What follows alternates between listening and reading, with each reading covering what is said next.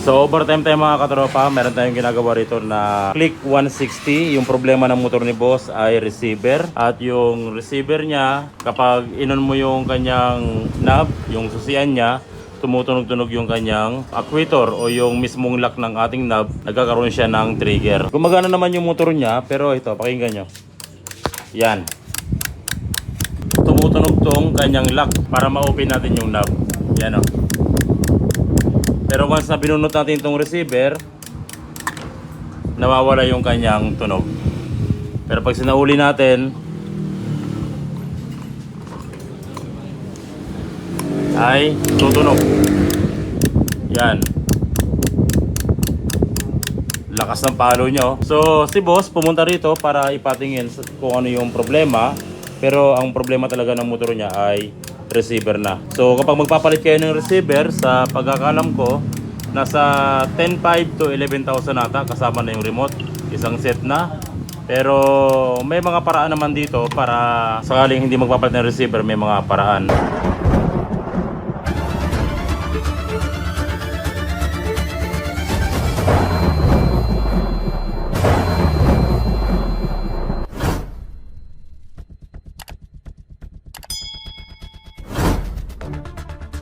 Pero si boss, inoperan ko siya ng ito, keyless ni Sakalam. Smart keyless. Napakaganda nito mga katropa dahil pwede nyo siyang i-connect sa cellphone nyo. Kung sakaling nasira yung battery, mapapaandar pa rin siya gamit yung cellphone. So itong keyless na ito mga katropa na conversion ay para sa Click version 2. Ayun, parang gano'n, no? Click version 2 na disusi at gagawing keyless. Pero itong kay boss ay keyless na siya at i-convert natin siya dito sa smart keyless ni Sakalam. Pero yung conversion nito mga katropa, kumbaga sa Click version 2, plug and play na lang, wala nang gagawin. Dito naman sa Click 160, kung gusto nyo mag-convert, meron pa tayong gagawin dito. Unang-una, magwa-wiring tayo dun sa kanyang receiver at pangalawa, magre-reprogram tayo kasi yung ECU, kailangan talaga niyang ma-detect yung ating receiver para umandar yung ating motor. Once na hindi niya ma-detect yung ating receiver, hindi aandar yung ating motor. So ang gagawin natin mga katropa para ma-convert natin to sa keyless ni Tolpa wiring, tatanggalin natin to, itong batok na to. So heto na mga katropa yung lumang knob ng motor ni boss. Halos parehas lang siya ng itsura, ang pinagkaiba lang yung lock ng kanyang knob nasa ibabaw pero yung original ay nasa ilalim. Pero walang problema, okay lang yan. Ito yung socket na nakalagay dyan. Aalisin na natin tapos ipa-plug lang natin dito sa socket sa bagong bagong knob. So plug and play lang 'yan. Lalagyan lang natin tong socket na to. Tapos yung ground, ito yung kulay green, yung extra wire niya ay pinagapang natin dito sa ground ng battery. Papunta rito sa negative side ng ating battery. Pagkatapos niyan, syempre, pwede na natin siyang isusi gamit yung remote or mamaya i-connect natin yung cellphone nila boss. So ito parang Honda pa rin. Pag pindot mo rito, pwede mo siyang isusi. Pero wala pa siyang fuel pump.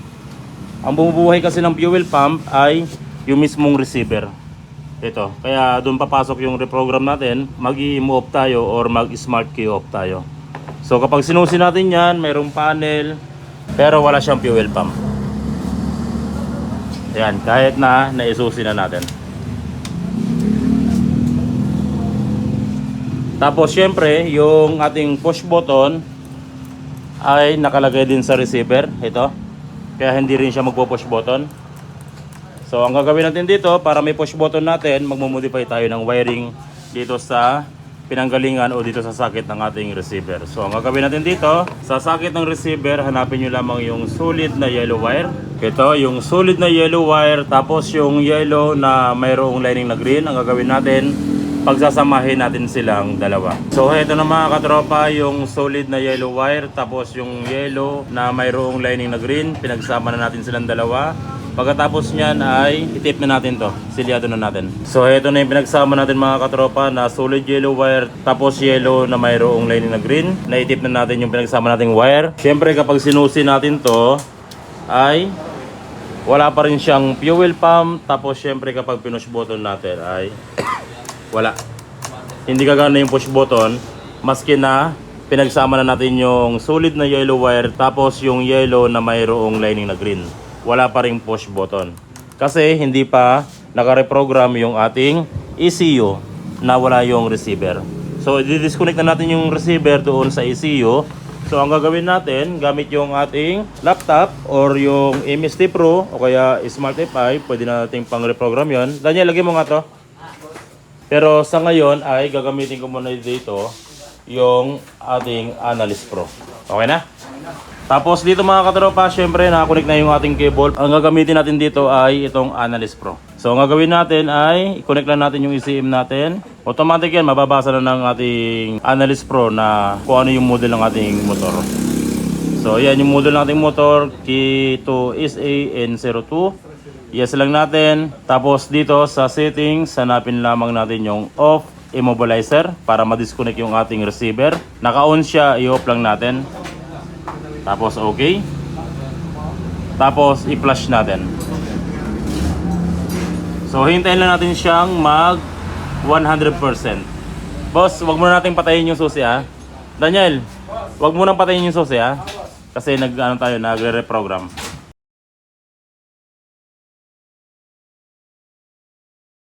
So yan ang mga katropa, 98%, 99%. Hintayin na lang natin matapos yon. Okay, 100%. Tapos tignan natin dito. May lalabas dito sa gilid na result good. You know. Ibig sabihin tapos na yung ating pagre-reprogram sa motor ni boss. At syempre dito merong check engine. Ang gagawin natin dyan ay papatayin na natin yung susi. Tapos hugutin natin tong kanyang cable, yung pang reprogram natin. Daniel, hugutin mo nga yung cable. Hugutin mo yung cable. So, nagre-program tayo mga katropa para ma-disconnect yung ating receiver doon sa mismong ECU. So, ibig sabihin, pagkatapos natin ma-reprogram, hindi na kailangan ng receiver. Boss, yung receiver mo. Okay, so nahugot na yung ating pang-reprogram. Subukan natin kung under na siya dito sa kalam kay Tolpa wiring na smart keyless niya. Subukan natin. Yun o. It's alive! Gabing-gabi na, marami pa kami rito. Oh boss, okay na. Hindi ka na maabala. Yung ano kasi ni boss mga katropa, kaya nagpalit kami ng keyless. Kasi itong knob ni boss, ito boss, yung knob mo, walang problema. Okay pa to. So ang problema kasi ng motor ni boss mga katropa, tsambahan lang yung pag-o-open mo boss, ano? Pag-o-open ng knob. Ngayon pag natsambahan ni boss na ma-open yung knob niya, magagamit niya yung motor. Pero yung knob mo boss, tago mo to kasi medyo may kamahalan to. Magagamit mo to sa iba. Ang pinaka-issue talaga ng motor ni boss ay itong receiver. Kung kanina sa umpisa ng video natin, naririnig nyo na yung lock ng ating knob ay tunog ng tunog. Mag-on off siya, kumbaga trigger ang trigger. Dahil may problema na yung receiver ni boss. Pero yung knob, wala pang problema yung boss.